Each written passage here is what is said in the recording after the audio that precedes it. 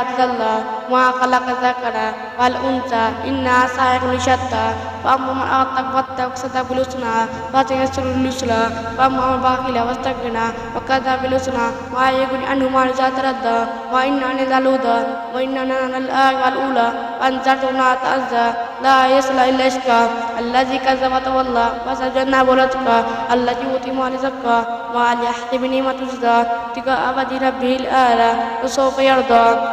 والشمس وضحاها والقمر إذا تلاها والنهار إذا جلاها والليل إذا يغشاها والسماء وما بناها والأرض ما طحاها والسماء وما سواها فألهمها فجورها وتقواها قد أفلح من زكاها قد خاب من دساها كذب ثمود بتقواها ثم أشقاها فقال لهم رسولها أن اقتلوا سقياها فكذبوا فدمدم عليهم ربهم بذنبهم فسواها لا يخاف عقباها لا أقسم بهذا البلد وأنت حل بهذا البلد وولد وما ولد لقد خلق الإنسان في أحسن كبد يحسب أن لن يقدر عليه يقول أهلكت مالا لبدا يحسب أن لم يره لم يزل عينين ولسان وشفتين وهدي وجزين لقد ملكبت ما أدراك ما لكبت فك ركبت أفئدنا في يوم ذي مسكبت من زمن ثم كان من الذي وتوسل لك وتوسل مرمد أولئك سميمت والذي كانوا بسماء